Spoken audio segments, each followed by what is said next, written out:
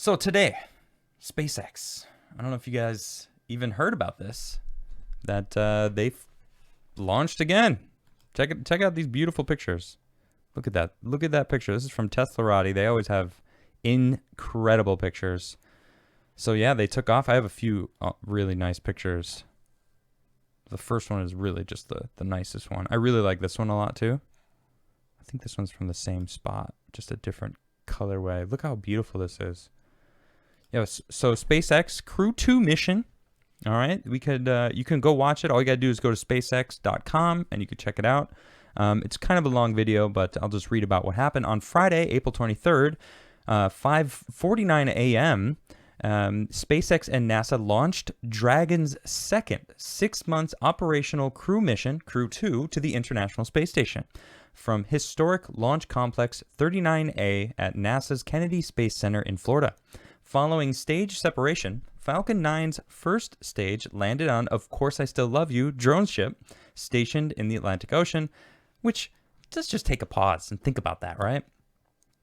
Elon Musk, he designed a rocket that boosts off this planet into orbit, drops the payload, comes back down, and lands not just on a launch pad, right? But a launch pad floating on the ocean. Out in the middle of the ocean, a floating launch pad. You think about waves and like that it's constantly moving, and this thing lands on it. It's amazing. We're so spoiled, I feel, that we don't marvel at these insane, incredible feats that are happening almost every day. This is one of those things that I think it's like, Of Course I Still Love You drone trip. This thing has gone into space and back so many times. It's amazing. So this is the first human spaceflight mission to fly astronauts on a flight-proven Falcon 9 and Dragon.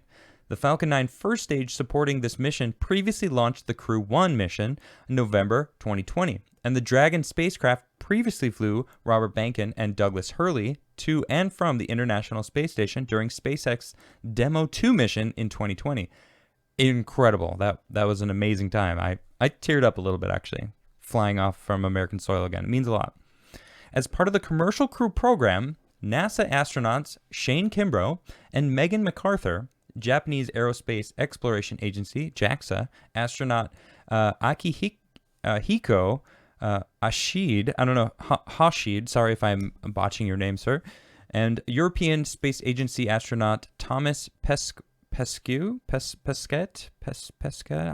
Again, I'm sorry for botching your name, sir. I mean no offense. I'm just not the best at that. But they were flying on board the Dragon spacecraft during the Crew 2 mission. On Saturday, April 24th, approximately 5:10 a.m., Dragon will autonomously dock with the International Space Station. This will be the first time two Crew Dragons are attached simultaneously to the orbiting laboratory, because Crew 1 is actually still there. After an approximate 6-month stay, Dragon and the Crew 2 astronauts will depart from the space station no earlier than October 31st for return to Earth and splash down in the Atlantic Ocean off the coast of Florida. You can continue watching live coverage of the Crew 2 missions above. And here they are, the 4 astronauts that were lucky enough. We got Shane, Megan, Akihiko, and Thomas here. Little jelly of them. And then this is basically an outline of what they're doing. You can see here is where they took off. This is where they had separation. All right. Oh, they actually have it all right here. So liftoff. Then we got orbit activation, which, I'll just read it all. Let's see. Liftoff is Falcon 9's first stage lofts Dragon to orbit. Falcon 9's first and second stage separate. Second stage accelerates Dragon to orbital velocity. And then we have orbital action, where Dragon separates from Falcon 9's second stage and performs initial orbit activation and checkout of propulsion, life support, and thermal control systems. Then you have the phasing burns. Dragon performs delta velocity orbit raising maneuvers to catch up with the International Space Station. And you can see that that's right about here, where they're going to catch up with them. Then we have the approach initiation. Dragon establishes a communication link with the International Space Station and performs its final orbit raising delta velocity burn. and you can see that it's right here where it actually meets up with it. And then we have proximity operation. Dragon establishes relative navigation to the International Space Station and arrives along the docking axis, initializing an autonomous approach. And then, of course, the final is docking and pressurization. Dragon performs final approach and docks with the International Space Station, followed by pressurization, hatch opening, and crew ingress, which they finally get in. And now I actually have a little video of them just in orbit. It's just very cool to hear and see them while they're in the Dragon capsule. We're a couple hours into the flight, making our second lap around the Earth. Right now, we're over kind of eastern South Africa. It's very quiet for me too. I apologize if it's too quiet for you. I cannot turn it up any more than it already is. But I do have a funny little meme that I found that someone posted, and I was like, "To the moon, baby, to the moon." I want to go to space one day. I don't know about you guys, but I truly think the future of humanity lies in the stars, lies in space travel. Mining asteroids.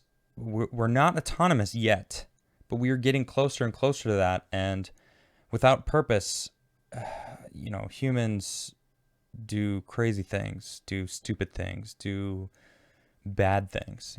We need to maintain having a purpose. And once everything gets, autonomized, where, farmers aren't needed anymore because robots just farm the land for us, or we have big, huge warehouses that have grow lights and hydroponic systems with 3D. I don't want to say 3D printer, but there's gardens that will automatically plant, feed, water any plant that they're taking care of in like a 3D printing kind of an environment. And the nozzle has like water, food, and it even will, plant things. It's just like, this is all the future, but we're not there yet. And the closer we get to that, the more we're going to need purpose. And I really think space is that future. I think we're going to be mining the belt. I think we're going to be mining the solar system and maybe try to keep Earth as it is without continuing to mine it more and more. I think we should definitely focus on that.